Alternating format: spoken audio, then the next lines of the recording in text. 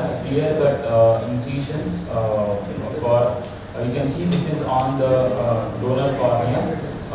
Basically, I am doing a mushroom cut pattern, which you have a bigger anterior stroma, say 8.5 millimeters, and you have a step kind of thing, and the posterior cut, which gives you a diameter of say around 7.5. This is on the donor cornea, recipient cornea, and then on the donor cornea you actually mount it on an artificial anterior chamber and do it. And you can see that the step pattern, the mushroom cut pattern seen here. The advantage is the anterior surface is a bit of larger diameter and the posterior surface is around 7.5 millimeters. So the amount of dissection you need to do is also comparatively less versus a manual technique. You can see the big bubble being achieved in the central 7.5 millimeter zone, and subsequently the technique is similar. You remove the anterior stroma, you grade the descendants by blunt dissection, and subsequently suture it with the intermediate line sutures.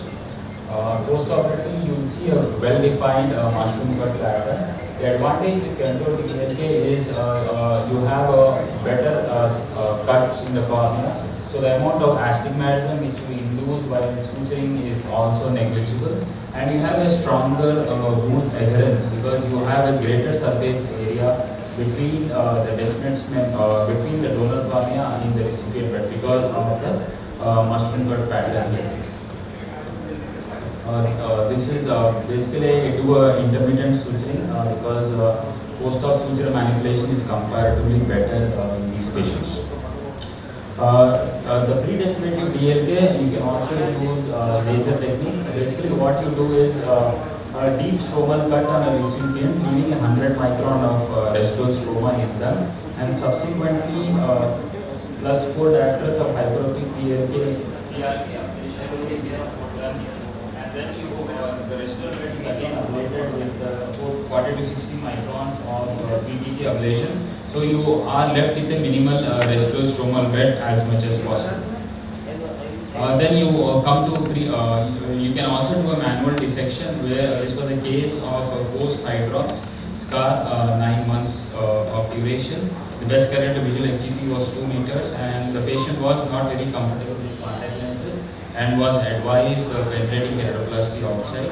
So in these patients, you have to do a manual dissection instead of the big bubble technique because you have a space in the descendant membrane which can escape into the anterior chamber. So big bubble technique is not possible in these patients. So you do a manual dissection where you do layer by layer dissection, and you try to go as much as possible closer to the descendant membrane, and the peripheral ledge can act as a guide how deep you are into the recipient bed. And once you are sure that you are close to the descendant membrane as possible, you can just go on and do a glue and peel technique. You can see that the central scar, because of the dense adherence, it takes some time for you to remove the scar, and this is how it looks after the end of dissection. And the descendant membrane is peeled off from the donor cornea, and then it is sutured in place. So this is how the post-op vision, the patient had a best corrected visual acuity of 6/12. And since the scar is on the posterior surface of the cornea, the patient do have a very good visual outcomes. This is a literature in hydrops where almost 6-7 studies have shown that almost 100% of patients have visual acuity of better than 20/40 in their subsequent videos. Then you can also have a micro perforation during the procedure. You can see that I failed during the initial dissection, and subsequently I go in the second attempt, I rupture the descendant membrane, and you can see that it goes into the anterior chamber. So this is a micro perforation. You can just fill in the anterior chamber with the air bubble and do a manual dissection as shown in the previous video. Then you can also have macro perforation. As you can see that there is significant leak of aqueous through the perforation, and in spite of repeated attempts, I am unable to form the anterior chamber with big bubble here. You can see the entire descendant membrane is lying on the iris. But since these are younger corneas and they have a healthy endothelium, the donor cornea itself can act as a tamponade in these patients. So you put 4 cardinal sutures and try to remove the aqueous in the interface as much as possible. And then once the 4 cardinal sutures are placed, and then you can go ahead and form the anterior chamber with a big bubble, and subsequently the procedure is simple. Once this cornea will act as a tamponade for you, which will help in formation of the anterior chamber. So once the 4 sutures are placed, and you'll see in a few seconds that once I place bubble in the anterior chamber, it maintains, and this acts as a tamponade. So this is literature review where close to 236 eyes of 198 patients who had undergone DLK for keratoconus were evaluated. 69% of eyes were evaluated as descemetic DLK where descemetic membrane was exposed, and 30% of eyes were with the pre-descemetic DLK. There was no significant difference in visual acuity between both the groups at average follow-up of 30.4 months. And this is another study which shows that the pre-descemetic DLK had a good visual outcome. Coming to our results, in close to 50 eyes, out of which 27 were descemetic DLK and 17 were pre-descemetic DLK. And finally, there is significantly less difference in the visual acuity between both the groups. So in conclusion, femto-DLK techniques results in more rapid recovery time and more effective with results comparable to manual DLK technique. The visual recovery in pre-descemetic DLK is slower when compared to descemetic DLK, but the visual outcomes are comparable in both the groups. Thanks a lot for including me in this course. I'll be talking about sutureless superficial anterior lamina keratoplasty.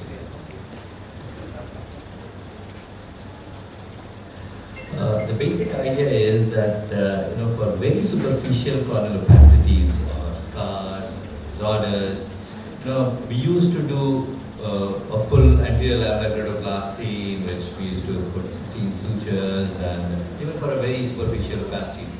Either you do a PTK or you do a anterior lamina keratoplasty, automated or manual, whatever. So the basic idea was that when in a LASIK flap, if the flap of 150, 160 microns can stick to the underlying stroma nicely, then even in a free cap after LASIK, we used to put the flap, the free cap onto the stromal surface, dry it up, and then put a bandage contact lens. So this was the idea, and this was the concept when people started thinking of removing these superficial opacities of 100 microns, 150 microns by sutureless keratoplasties. Now the conditions will be all superficial opacities, and then with advent of these fibrin glue, this gave us more confidence that at the edges, once we dry it up, wait for 2 minutes, then put a little bit of fibrin glue. That will help in initial adherence, and then subsequently the flap will remain attached, and it will be a sutureless procedure, so there won't be any suture-related risk of infection, suture infiltrates, astigmatism, etc. So the indications are all superficial scars, superficial dystrophies, patients with ocular surface disorder. Many times they come at the age of 55, 60 with cataract, as well as anterior stromal haze, which is caused by ocular surface disorder, and in these cases it works well. So how can we do it? One, of course, by microkeratome assisted, or the other option is femtosecond laser assisted. The basic option, or the basic reason why people are shifting towards it, is that when you're doing an anterior lamina keratoplasty, doing a manual dissection, there's technical challenges, then you may not have a regular surface, and for a very superficial opacity, creating an interface haze and all that was something which was not acceptable. So people started using microkeratome for cutting 150 microns, 100 microns, or up to 200 microns superficial cap, and then the similar thickness of donor lenticule was placed on its position with the help of microkeratome or with the help of femtosecond laser. Now, femtosecond laser has the advantage, as it was being shown just now by Dr. Nitesh, that you can customize the shape and dimension of the donor and recipient, and that's how you can have a better fit into over the host stroma. This is a scenario wherein a case of ocular surface disorder with cataract was he presented to us. So first, what we do, we create a flap, we create an anterior lamellar lenticule, and then this is the patient wherein even if you do a cataract surgery, you can go ahead and do it, but the patient will have a lot of surface problem, a lot of disturbed quality of vision because of this surface haze and small nodules. So now, as you can see here, once this superficial haze has been removed,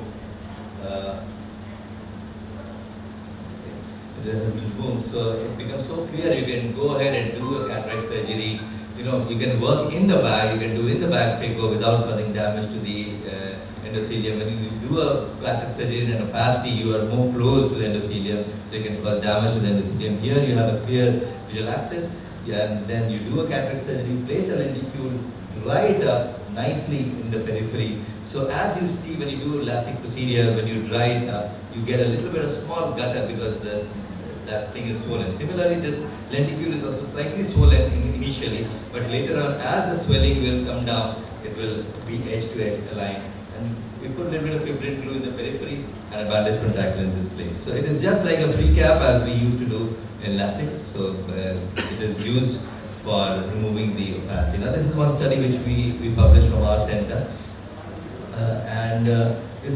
compared the results of microkeratome assisted SAL with or without phaco. We found out that in cases of ocular surface disorder, in cases of Salzmann nodal degeneration, in case of superficial scars, these SAL with phaco is very effective. This is another study wherein 9 eyes of 8 consecutive patients with anterior stromal dystrophy were subjected to SAL, and they found out that the restricted visual acuity was quite significant. As the surface improves, the regularity of the surface improves, the astigmatism also reduces, and it works very well. Now this is a pre and post-op picture. Here it is not very clear, but here is the scar, and here the scar is gone. Now, fibrosing laser is also very effective in doing the sutureless keratoplasties, anterior keratoplasties, as we do a fibrosing laser assisted LASIK. Similarly, you can create a flap, you can create an anterior lenticule, and for the same dural lenticule can be used, and you can customize the shape, and it works very well. And it has been seen in studies that the aberrations also reduce because the surface improves. These are some of other studies which have shown that the uncorrected visual acuity and restricted visual acuity, these all improve. But there are certain complications. Sometimes what we do is that you evaluate the patient and see that the depth of the opacity is maybe up to 150 or 160 microns. And then you plan accordingly. You take a 150 micron microkeratome head and cut it. At the time of surgery, you wash it, and then because of the fluid, you even don't notice that there's a little bit of scar left. But subsequently, the post-op period, you see that there's very fine residual scars. So that can be there and can cause some visual disturbance, but still, if you reduce the density of the scar, that helps, and there's a sutureless procedure, and once you have done it, it works very well. Sometimes, because of these, you can have a mild interface haze, because there is an interface, proper interface. There can be interface, fibers or some, powders or things like that. Some foreign particles can be there. So these things should be, one should try to see that there's nothing like that. The risk of graft failure and rejection is definitely negligible in these cases. And sometimes there are studies which have shown that, in presence of haze, interface haze, people have lifted the flap, ablated it, and cleared the haze and put it back. So that is one thing. Epithelial ingrowth sometimes can happen, but because it is, if you're dealing with a microkeratome, because, it is very difficult to sometimes exactly match the edge, and sometimes you have a little bit of edge on one side left, uncovered. And then when there's epithelial healing, epithelium can go under the flap edge. That is one issue. The second thing is that you can also have glue going just under the edge. Most of these epithelial ingrowths or glue, they disappear, and they don't come into the center, and they don't cause much the photic phenomenon. So in summary, I would like to say that this is a very less invasive procedure in order to handle angioplasty, which is also not done in deep and causing that much of problem. So this is definitely less invasive, less suture-induced problems, less astigmatism, good uncorrected visual acuity, and the best corrected visual acuity as well. Because sometimes in a scar, you can put a RGB contact lens, you can have a good visual acuity, but still if it's in the center, then you may not have. So in that case, if you can reduce the density of the opacity of the scar by doing this SAP procedure, further if you put these RGB contact lenses, the visual acuity is quite good. You can have some amount of hyperopic change, and you may require additional procedures like PTK for interface haze or PRK for these residual refractive errors. Or as I said, RGB contact lenses, they work very well once you have done this procedure if there is any residual refractive error. Thank you very much for your kind listening. And it works in the infrared wavelength, operates at 1053 nanometers, and basically it works by means of photo disruption. You have a pulse of laser energy which is focused at a precise location inside the cornea, at about of a size, a microplasma is created as a result of which, and it vaporizes tissue of about 1 microns at a time. So basically you have like a series of these pulses which are given to make linear cuts in the cornea in any direction you can do. And basically an expanding bubble of gas creates a separation of the lamellae. And so you can have these in a raster pattern to form a resection plane or any sort of a cleavage plane can be created in any direction. It could be horizontal, oblique, vertical, etc. You can stack the pulses in any way. So when we're doing femtosecond laser, why do we use femtosecond laser for keratoplasty when we already do well with trifines and microkeratome, etc.? Basically because it gives you exact margins. Nothing can give you as precise a cut as a laser. The second major advantage is you can get shaped edges. You can get mushroom, you can get top hat, zigzag. So it fits in like a manhole cover or like a jigsaw puzzle, exact fit. So because the apposition is better, you will have lesser complications like astigmatism will be lesser. You can probably take off sutures earlier. You can have lesser wound leaks if you're doing full thickness procedures, etc. So lesser sutures, better suturing, less induced astigmatism, both regular and irregular, and possibly because of that you may be able to remove sutures earlier and rehabilitate your patients faster. So you can use it for anterior lamellar keratoplasty, as was very nicely shown by Dr. Rajesh, or to do a deep lamellar keratoplasty or a full thickness graft, and you can also use it to assist you in doing an endothelial keratoplasty. So to do all these different types of keratoplasties, the machine allows you to make different types of cuts. I'll just quickly tell you these different types of cuts because practically when you're entering the machine, it's not working. These cuts have to be programmed into the machine. So you have something called an anterior side cut, you have a full lamellar cut, you have a full thickness cut, you have a ring lamellar cut, and a posterior side cut. So when you're doing a lamellar keratoplasty, say a mushroom, you will do an anterior side cut, a ring lamellar cut, and a posterior side cut. That will give you a mushroom. So the anterior side cut will be wider than the posterior side cut.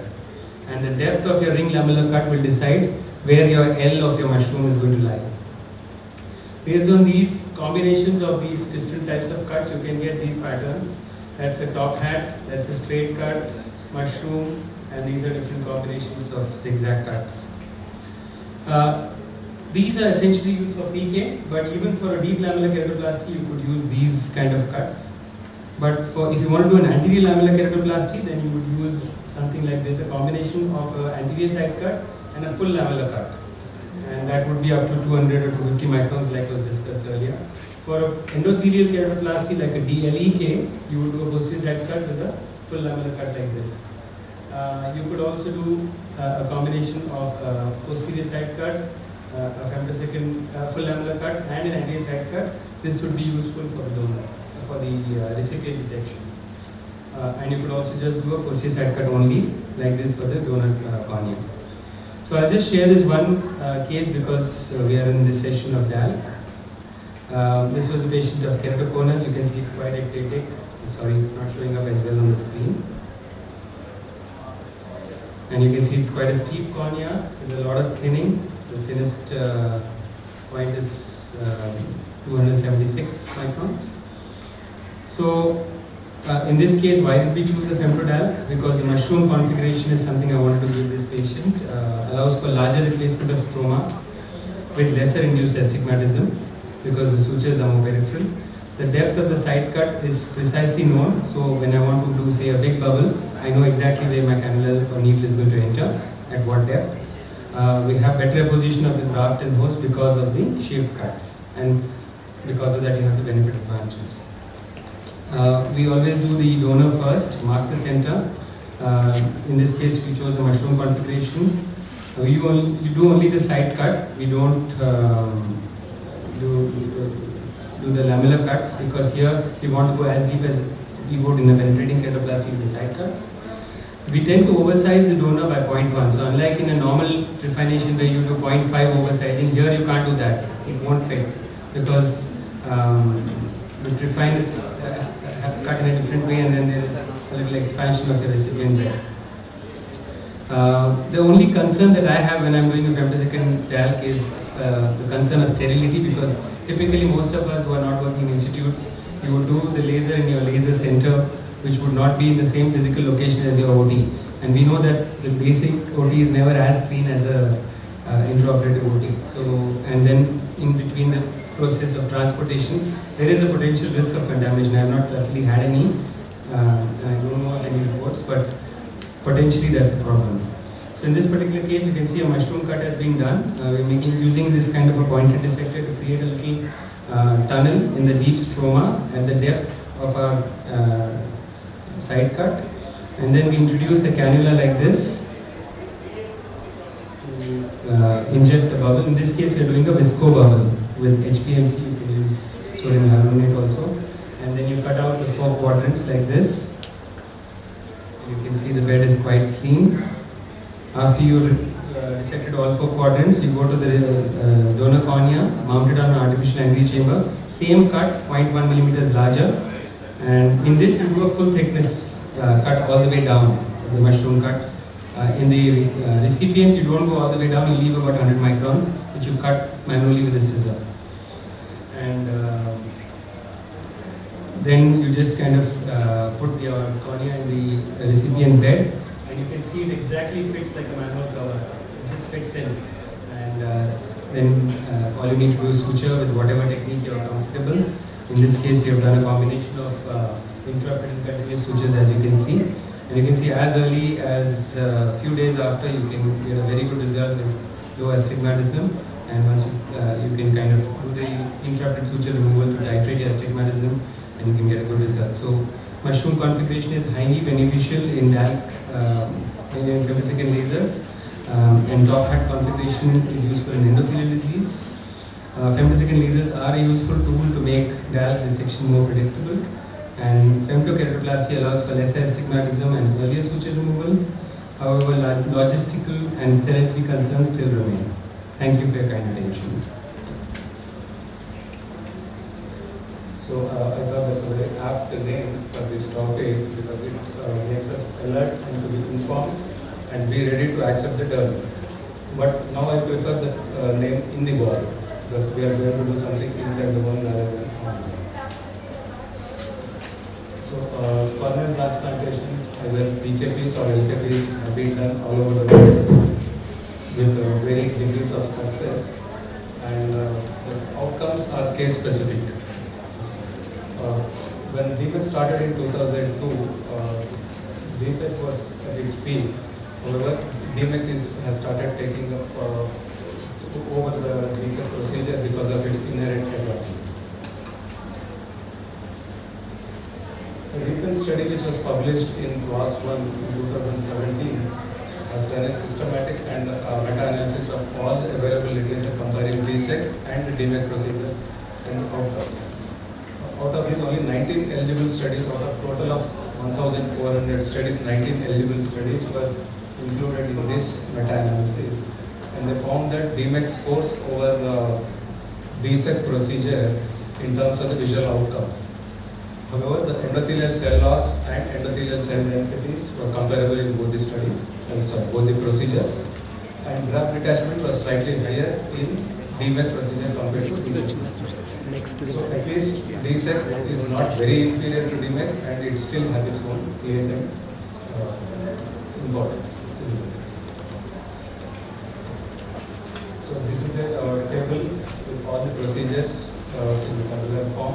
This is not this is only an indicative table, not a very comprehensive table. I have only included few of the possible indications for these procedures. Most of the procedures overlap and each procedure has its own inherent advantages and limitations.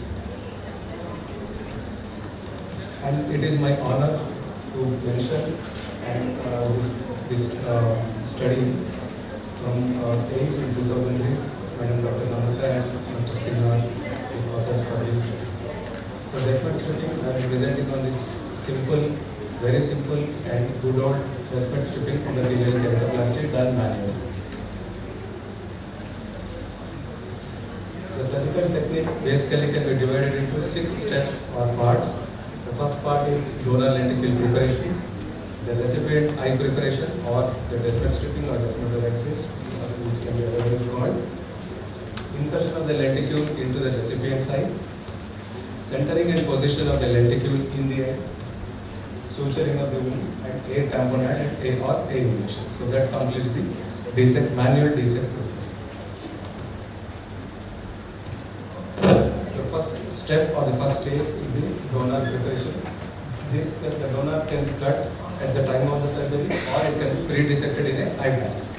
When you do it in a pre-dissected in an eye bag, a microkeratome is used, and when a microkeratome is used, it is called as a Desmet's automated stripping, automated endothelial keratoplasty. So that's the difference between DSEC and DSAEK. Manual dissection is done in the OT. For this, we need an artificial anterior chamber. So this is a completely assembled artificial anterior chamber. The parts of this artificial anterior chamber look something like this. So the corneal button is placed on the artificial anterior chamber, the cap is placed, and the blocking ring is placed on that, and the dissection is completed. The instruments required for lenticule preparation are very simple instruments. They are not very costly and easy to procure also. The only 2 important instruments are the dissectors, which include the curved and the straight. You can see the curved and the straight instruments there. Those are the diverse dissectors, which need to be used for dissecting the lenticule. And preferably a marker to mark the stromal side of the lenticule. Either this can be a P marker or a S marker. We can do without these markings also, but it is preferably in the initial stage. So these markers are stained with the marker pen, and these markings are put on the stromal side of the lenticule. So this helps in our placement of correct in the correct orientation. Placement of the lenticule in the correct orientation. So this is a small video of a manual dissection. So the corneal button is placed on artificial antechamber, locked into position. So guarded, that position is taken usually about 350 to 400 microns, and we can do this with the straight diverse dissectors or with a simple crescent. So the dissection has to be completed till the edges of the corneal button. So to reach the edges, we use the curved diverse dissectors. So the next is preparation of the recipient side. The instruments are all mostly rotating instruments, including the rotating cataract instrument. The only extra instrument that we need in this procedure or in this step is the reverse Sinski. The Sinski looks, the bend of the Sinski is in the opposite direction to the normal rotating Sinski. So the surface marking is done with a define on the recipient's eye of the desired size, and the Desmet scoring is done within this surface marking. We can use a light pipe to give a chandelier effect to highlight the Desmet membrane, or we can stain the Desmet membrane with trypan blue, which is called as the trypan blue assisted Desmet stripping. So this helps us to visualize the Desmet membrane much more clearly. This is again another video This video is a part of the video which I am going to show next. The full video, this is only a small part. Cut this to show only the placement situation. So the profile is marked with the marker pen and that marking on the surface of the recipient of the desired size. And the decimal scoring is done. Stripping is done with the reverse sticker. You can see some amount of scarring in the arm. This is a case of status post-trauma, corneal tear repair done elsewhere. The patient had a malpositioned lens with the IOL in the anterior chamber causing the descendants in the video.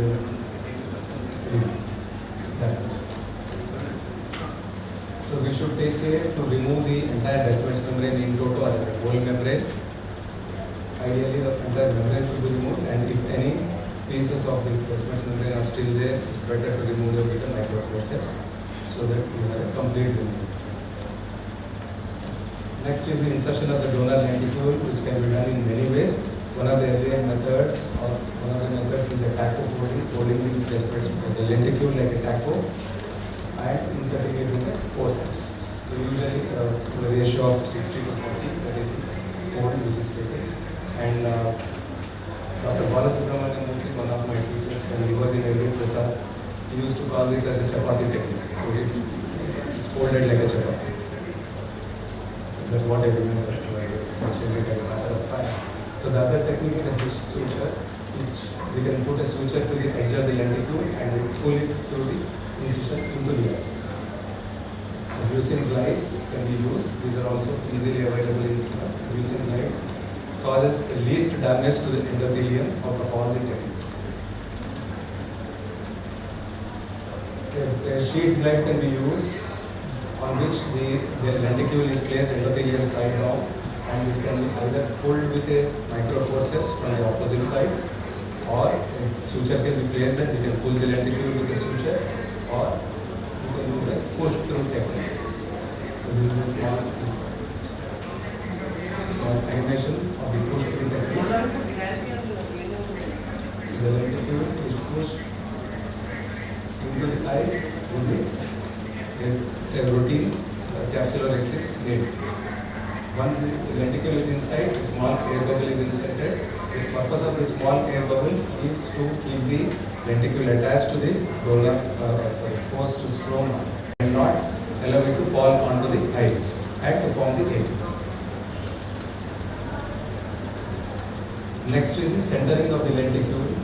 Once the lenticule is inside the eye, we can center the lenticule. Sometimes it may be eccentric. We can either do stroking movements with the spatula onto the eye, or we can use the cystosome, hold the lenticule at the periphery and just center it into the eye.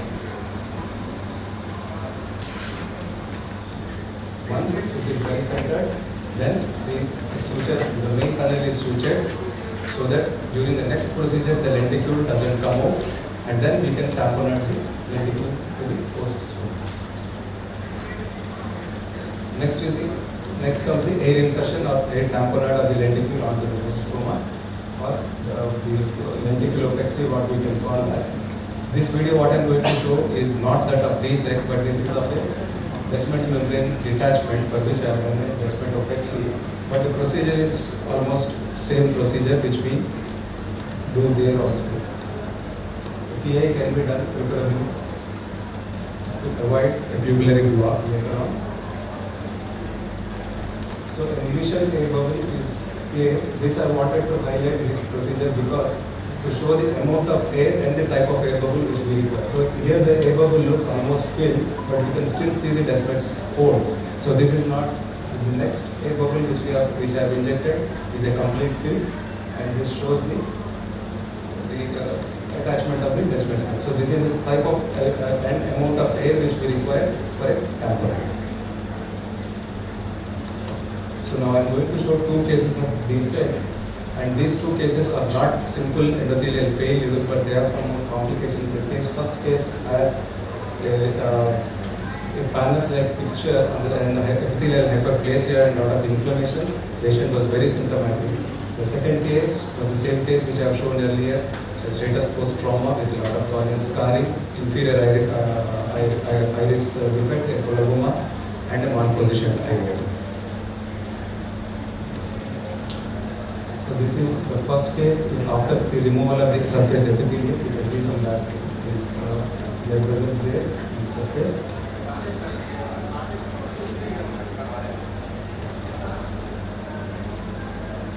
The investment stripping is done ideally with an antechamber maintenance, or we can do with a visco also. When we use a visco, it's ideally removed after the procedure. The lenticule is placed on the sheet slide with a cohesive viscoelastic heel on which the lenticule is placed. This is a pre-cut lenticule procured from an eye. So the surface layer is removed, leaving only the stroma and the endothelial lenticule, which is pushed into the eye. This is to them. The first goal is only to form the casing and stabilize the casing, then you put the sutures. The complete airfill is achieved.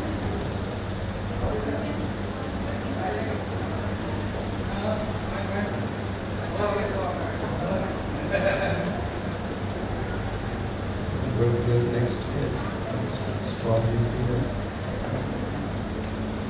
This is the case where the eyeball was talking about. So I removed the previous eyeball, did a vitrectomy. Second eyeball, that is an iris clip lens. You can see there is a large inferior surgical coloboma there.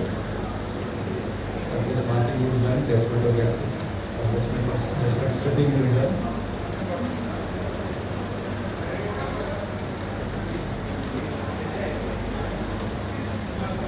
The second case also has a pseudo-terrorism picture that I did combined, I put a graph also there to remove that pseudo-terrorism picture on the vessel.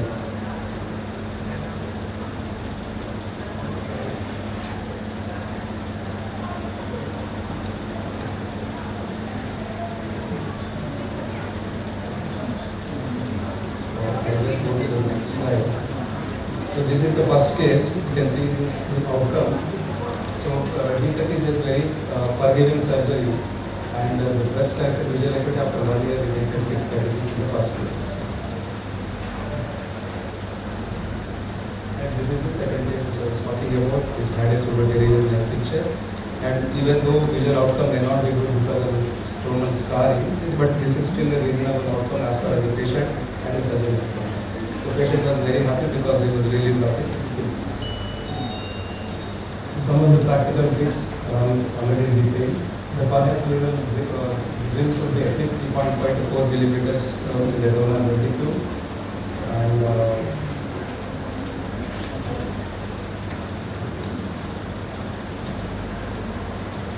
these are all things which we already discussed. So DSEC is not devoid of its own complications. Some of the complications are similar to what we see in the other cases. Thank you.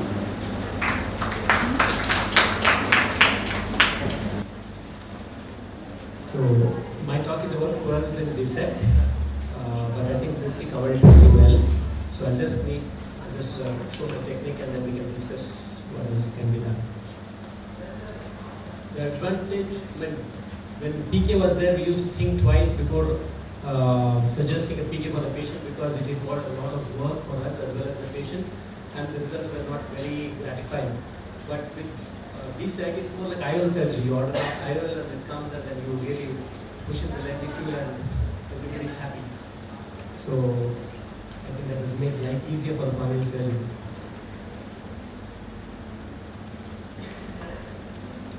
Yeah, this has already been talked about. If it's a manual dissection, DSEC is an older term, but now all of us are using IBAN pre-cut tissue. So when the cut is made with a microkeratome, then the automated word comes in. So that becomes DSEC. So I think technically DSEC is a correct word for this new procedures. So I'd like to discuss certain issues of the location and degree of disease. So this happens, for example, a patient comes with early corneal edema, fuchs. So then you are in a doubt or dilemma as to whether to do just a cataract surgery or do both cataract plus DSEC. So at that time, I think we discussed earlier that what is the cutoff point. Then Rishi was suggesting a few years back that it should be 600 microns of thickness because that shows early decompensation.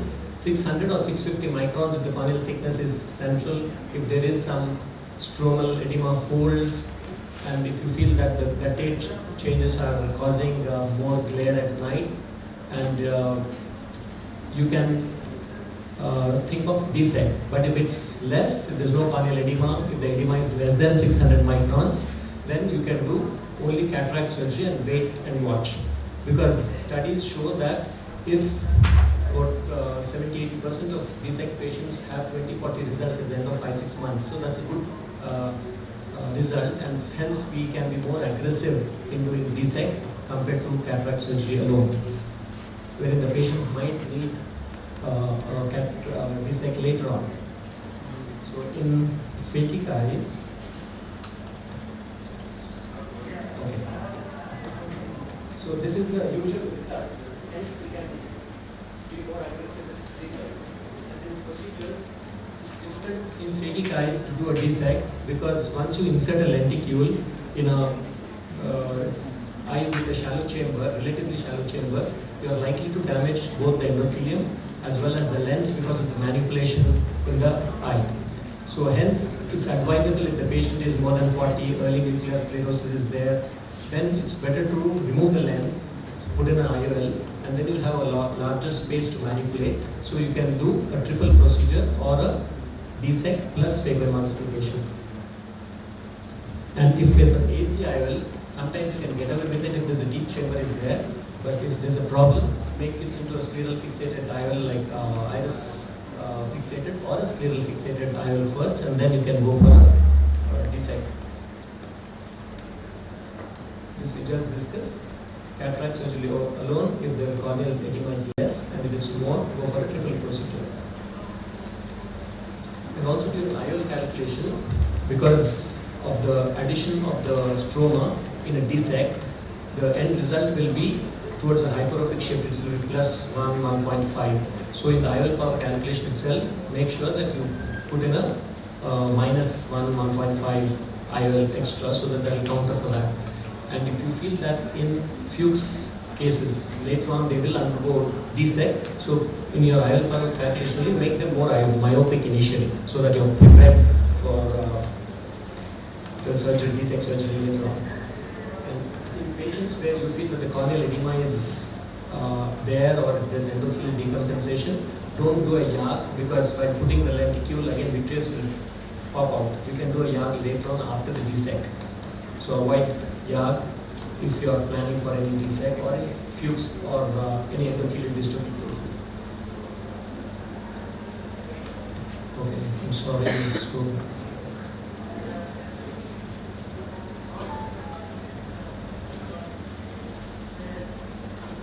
Can you help please? Yeah, it's correct. So my technique is a sclerocorneal tunnel leaving 1 millimeter inside the cornea and outside the cornea. It's more like our scleral tunnel phacoemulsification. A phacoemulsification was done. Epithelium was peeled off because it was loose and opaque. I'm doing Descemet scoring, removing the Descemets. It's not very clear. I'm sorry for that. And you take the appropriate punch after measuring on the cornea how much would be appropriate depending on smaller or larger eye. 8.5 is the usual endothelial button thickness. Then with the pushing technique, put a drop of visco, push the lenticule in. Use one of the side ports to inject air to initially stabilize it. Before you suture so that there's less endothelial touch. There is a fold of the taco which increases with the bubbling. These are practical problems which you'll face. It's not hunky-dory, so you need to manipulate a bit, work for it. Try to manipulate with the air bubble or the second instrument or on milking the cornea in the front.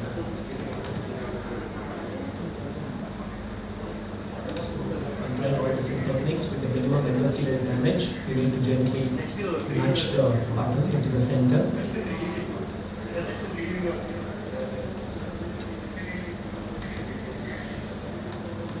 Now to stabilize the wound, put a suture. You are making the suture wound watertight or airtight.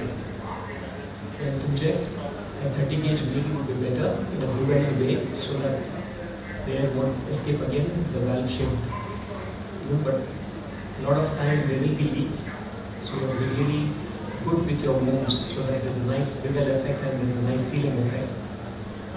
Try 2-3 times, because getting a good bubble and good opposition of the taco with the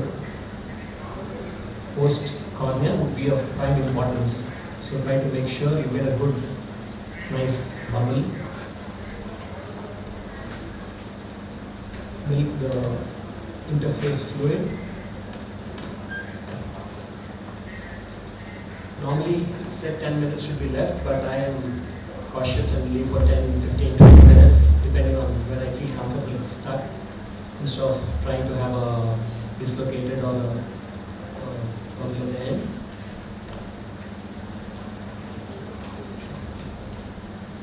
So the next day, most of the times as you go out of your learning curve, most of the times the bubbles are attached, but initially you might find that the part of the taco is not attached, so most of them they zip up. Just wait, if the pupillary area is clear, wait, otherwise you rebubble again easily. The earlier the better, so it tends to stick back.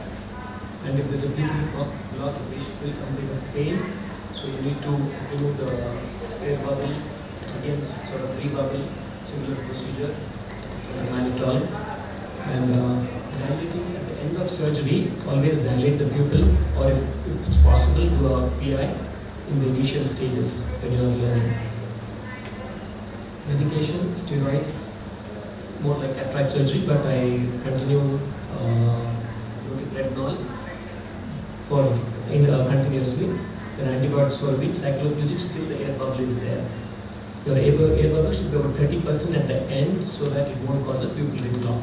And the lower edge should be above the pupillary edge. Thank you very much. Thank you so much, sir.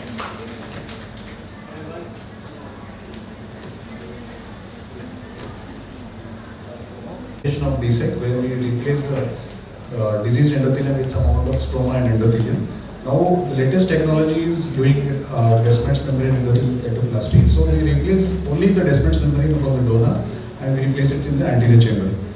So, the indications are more or less the same. It's a pseudothetic bullous diffuse endothelial dystrophy. So, the main difference is we don't place the stromal tissue of the donor in the DMEC. So, the tissue thickness comes down to 10 to 15 microns. It is very thin when compared to DSEC, where we use 140 to 150 microns. And technically it is more difficult than doing a DSEC.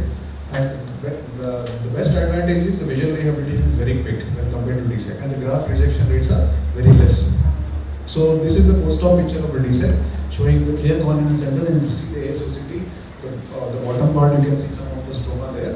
Whereas the left picture is post-DMEC. This is after 1 month. It is looking like a normal cornea. There is no DSEC scar there, and the ASOCT shows it is like a normal cornea. So, coming to the surgical step, the most important part is staining the Descemet's membrane, because Descemet's is very transparent, so it is difficult to view it in the edematous cornea. So, normally we stain with Trypan blue. Then, after removing the Trypan blue, we indent the donor tissue on endothelial side with 9.5 mm sponge. Then we remove the peripheral rim of the corneal cerebral rim. Then, what we do is with the stripper, we strip the Descemet's membrane. And the most important part here is the orientation of the Descemet's membrane, because the Descemet's membrane is so thin and transparent and elastic, it folds on itself. So once we put it in the anterior chamber, we don't know what is the orientation of it. So to know the orientation of the Descemet's membrane, there are various techniques to know it. So the best and easiest, simplest method is to stain the Descemet's membrane by a mark, like S mark. So the rule of thumb is that the DM scroll always scrolls towards the Descemet's membrane side. So if you look at the top, the green thing which is mentioned, so this is the correct orientation of the Descemet's membrane, where this part is the Descemet's membrane, the bottom part is the endothelium. So this is the orientation of the anterior chamber.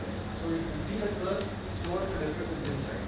This is the right orientation. So if we mark the Descemet's membrane before we inject with the S mark, on table it looks like an erect S.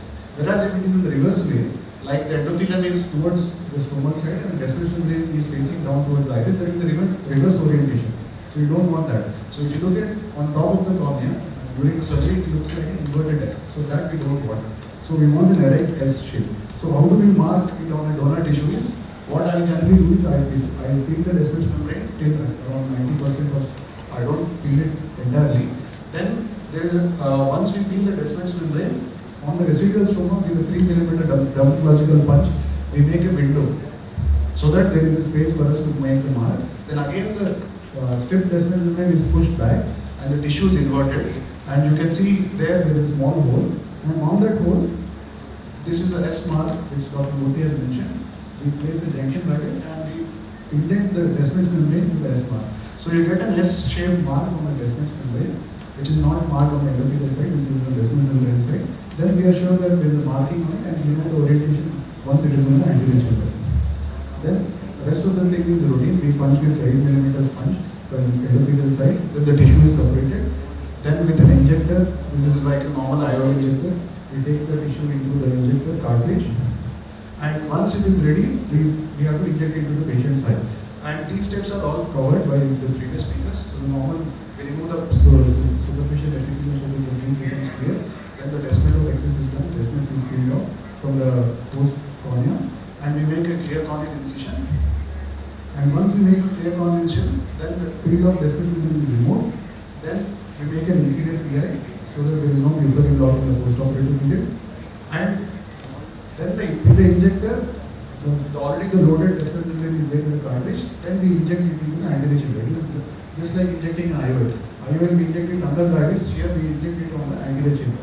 Once it is injected in the anterior chamber, the wound is sutured so that the descent membrane doesn't come out of the wound. And this is the most critical and important step. Once it is in the anterior chamber, then with already the wound is sutured, the anterior chamber is secure.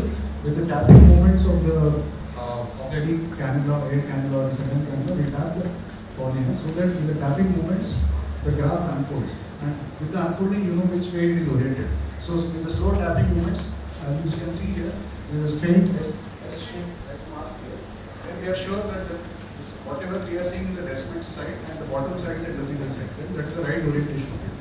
Then once we are sure that it is oriented in the right way, then we inject an air bubble and air tampon is achieved, and after 8 to 10 minutes of wait, then we partially decompress it. You can see there on the left side, there is an S marking which is there. So this is the right orientation. Once the graft is centered there, then the air bubble is injected. This is the right orientation. If it was a reverse S, then it is an inverted way. So the endothelium is taking onto the stroma, which will cause a graft failure. Again, we have to refloat it into the anterior chamber. So this is a quick edited video of the procedure.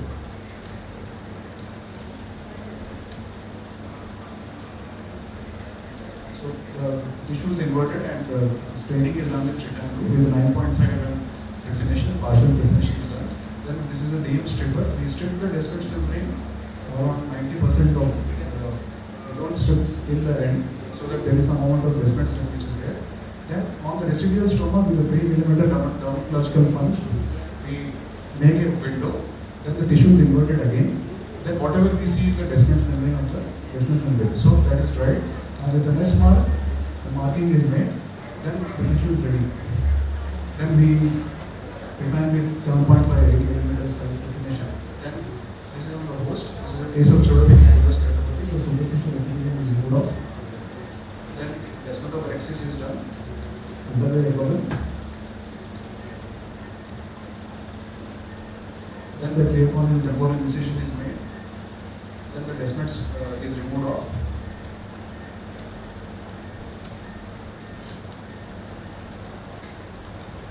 This is an injector which is attached to an alcohol IOL cartridge and a 5 mm injector.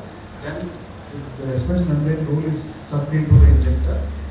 This is a small inferior gear which is made with the injector. Then the IOL cartridge which has a loaded DM roll is injected into the anterior chamber. Once it is in the anterior chamber, then the immediate step is to suture the wound so that the roll doesn't come out. Then with the slow tapping movements, this roll is unfolded into the anterior chamber. Slow tapping movements with the cannula, this roll is unfolded. Once we are sure that it is oriented in the right way, we are seeing the correct S mark.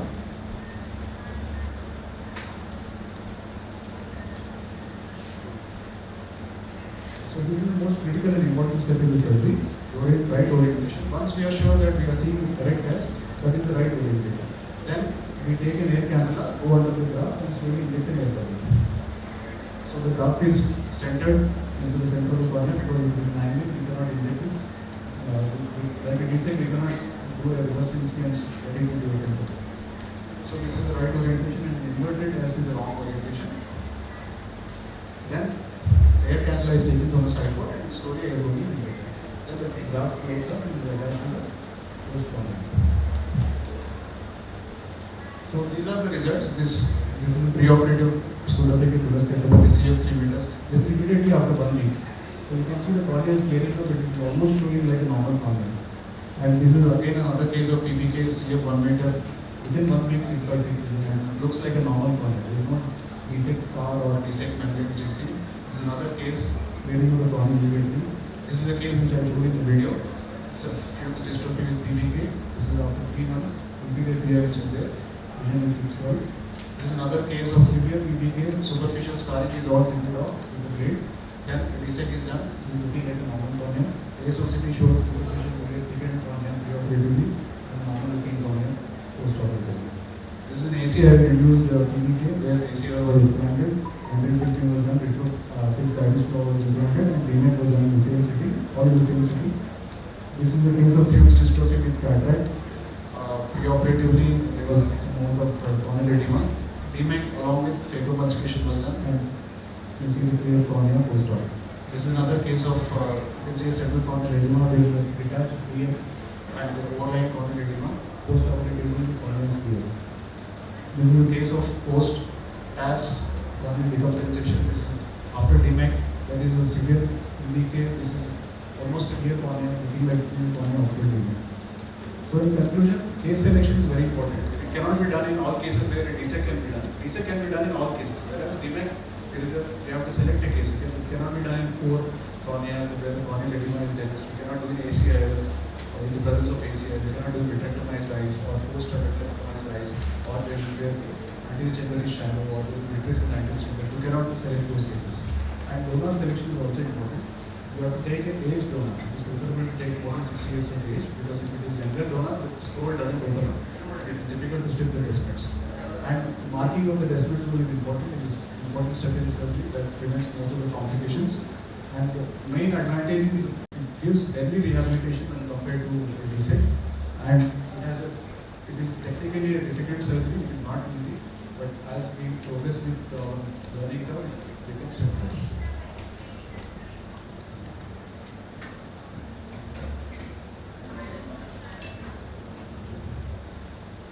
Surgeon actually sees the OCT also. So while you're seeing the video, in the same eyepiece you're seeing the OCT as well. So when you have, for instance, a big bubble deep anterior level keratoplasty, you can actually see that the bubble has gone just above the desmids membrane. When you give a neck there, you can actually see that the desmids membrane is moving like that. So without actually you having to imagine, because you can't see in a normal surgical microscope, you can actually see that thing live in action. Also, when you are doing a DSEC or a DMEC, for instance DMEC, then you can actually see that the scroll is like this on your OCT, just by the side of whatever surgery you are doing. And it's like a live OCT which is running all the time. So you can just titrate your surgery and your final steps there. And it makes a lot of, it is useful in hazy media because in our kind of situation, the cases that you see are not that clear for a DSEC or for DMEC. So all that is visible in the intraop OCT. So you can make out that the DSEC is upside down or the DMEC roll is upside down.